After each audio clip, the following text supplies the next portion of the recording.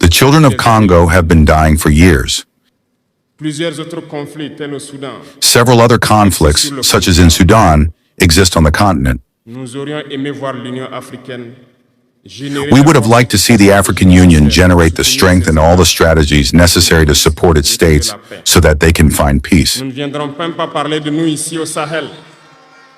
We will not even talk about us here in the Sahel.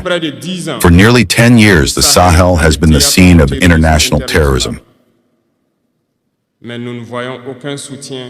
But we see no support from these organizations to find a solution to this problem.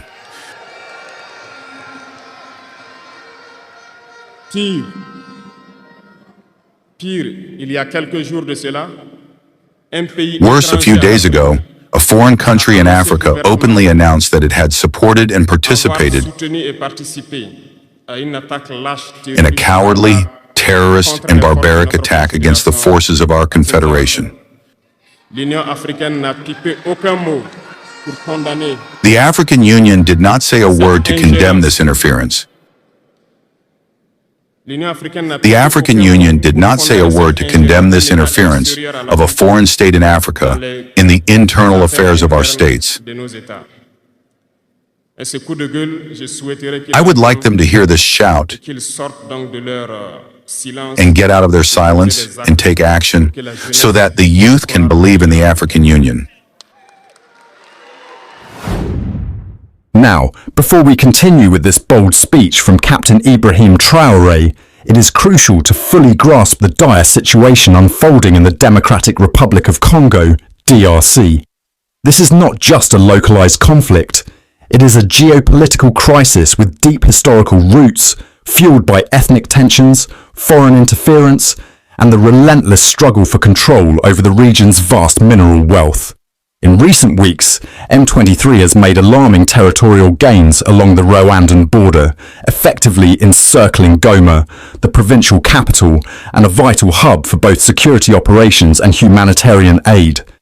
With a population of roughly 2 million, Goma now stands at the epicenter of this conflict, as fears of a full-scale invasion grow.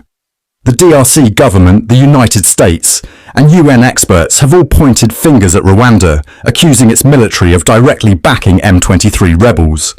According to intelligence reports and satellite imagery, Rwanda is alleged to be providing arms, training, and logistical support to the group, enabling it to launch large-scale offensives. M23 is primarily composed of ethnic Tutsis who originally defected from the Congolese army over a decade ago. This ethnic component is significant because it ties the group to historical conflicts in the Great Lakes region, particularly Rwanda's own internal and cross-border interests. However, Kigali has adamantly denied all accusations, dismissing them as baseless and politically motivated. This is not just an ethnic or political conflict. It is also a war over resources. Eastern Congo is home to some of the world's most valuable minerals, including cobalt, gold, tin, tungsten and coltan, a crucial component in electronic devices. Control over these resources has made the region a battleground for nearly 100 armed groups, each seeking to exploit Congo's wealth for its own gain. Many analysts argue that foreign interests, including multinational corporations and neighbouring states, have long played a role in fueling instability to maintain access to these resources. Rwanda denies all involvement. The DRC, the US and the UN claim otherwise. The question we must ask ourselves is, who has the most to gain from this war? Is this merely a proxy conflict with global superpowers silently manoeuvring behind the scenes? And more importantly, what is the solution? To gain a clearer perspective on the complexity of the DRC crisis, I will now play a crucial video featuring Professor Pro Lumba, a distinguished Pan-Africanist and Kenyan lawyer.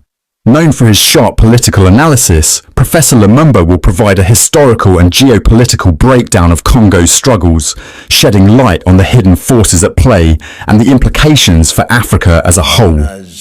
The conflict that is pitting Congo, some say that the Rwandese are involved because the people that are fighting as M23 are of Tutsi stock, but they are Congolese. they come from around Kivu. The fact that a boundary was drawn by the colonialists and put them in a country that is now known as DRC, at one time was known as Zaire or Congo-Kinshasa, does not make them Rwandese. So the M23 was formed deliberately because the people who are then christened as the Banyamulenge thought that they were being discriminated against. They thought that the Congolese administration in Kinshasa was telling them to go to Rwanda, which is not their country. And this is something that has been debated over time. In 1996, when the country was still known as Zaire, the former president of Tanzania, the late Julius Kambarage Nyerere, in 1996, when delivering a speech in New York under the Peace Academy, said that we must be very clear that the Banyamulenge are not Rwandese. The Banyamulenge or the Tutsi who are to be found or who are found in Kivu are Congolese. Because the colonialist border put them in DRC, Congo, and some in Tutsi, does not make them Rwandese. So the M23 was created deliberately for the purpose of protecting the interests of the Tutsis who are Congolese citizens.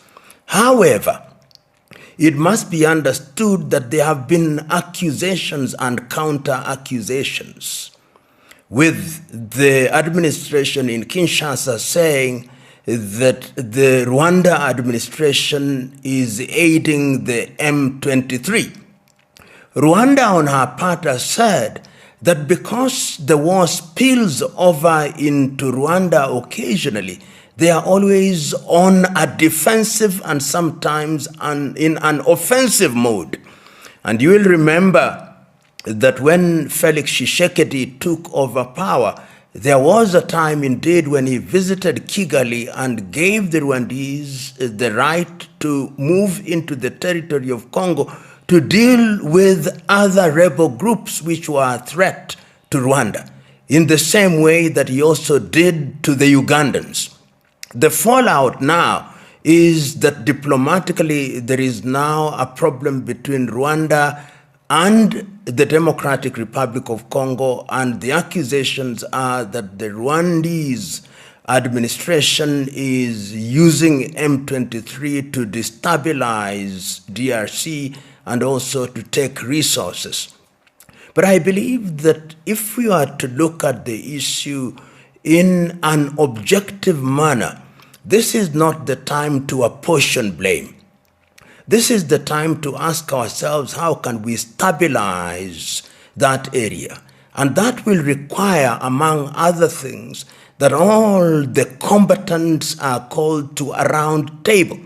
The argument, for example, that comes from the Kinshasa administration that they cannot have a face-to-face meeting with M23 is without merit, because it is the M23 who are on the ground, and they are an organized force with a clear chain of command. Even if it is true that the Rwanda government has given them logistical support, that does not take away the fact that they are organized and that they say they are Congolese. And we will remember that numerous attempts have been made to stabilize DRC. Numerous attempts when it was still called Zaire, numerous attempts when it changed its name to the Democratic Republic of Congo, and there have been peace initiatives, the most prominent of which has been the peace initiative by President João Lourenço of Angola, which appears to have faltered. There was also the Nairobi peace initiative, and we will remember that at one time all the East African countries did sanction an African force to go and help the Congolese administration, and they expelled the East African force and invited SADC. It must be remembered that DRC is a member of 2 regional organizations, perhaps even 3. but the most prominent are that they are members of the East African Community and members of SADC. And as we speak now in the year 2025, it is the SADC forces that are prominent in that area. Internationally, we also have the UN, MONUSCO, which has been there for a very long time. And this is not the first time that M23 have actually invaded Goma and occupied Goma. There was a time when they did. But the things have escalated in a manner that was unprecedented, with the consequence that the Kinshasa administration severed diplomatic ties and asked that the Rwandese ambassador winds up their diplomatic activities within 48 hours. It is in that context that the Kenyan President William Ruto, who is the current chair of the East African Community, then said, let us have an urgent meeting in order to resolve the problem. But from where I sit, such an urgent meeting will only be to stabilize and possibly call for a truce. But we've got to look at the long-term issues. I know others outside of the continent have also offered to mediate. President Erdogan of Turkey did offer to mediate, and that was immediately dismissed by the Congolese, which begs the question, how do we deal with the Congo problem in the context of the combatants who are present and who have demonstrated that they have sufficient firepower to overwhelm the Congolese forces? We talk much more about M23 and also talk about Banyamulenge. But remember that researchers tell us that there are anything between 100 and 120 armed groups, some of which are mercenaries and are involved with miners from different parts of the world. So that even if you negotiated with M23, what do you do with the other armed forces? From where I sit, and there are people who share the view that I take, you need a thorough examination of the situation in Congo.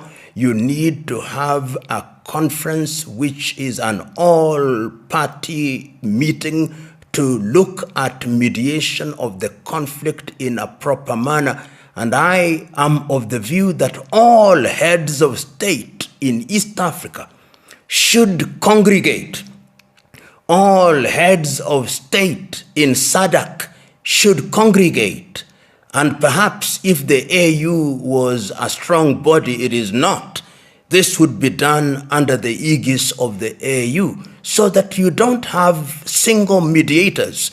In order to underscore the significance of the situation or the gravity of the situation, heads of state should do the initial heavy lifting, with certain guarantees being demanded of the parties involved. Short of that, we are in danger of having an all-out war in the same manner that we had in 1996 and 1997, when we had what was called the First Congo War and Africa's First World War.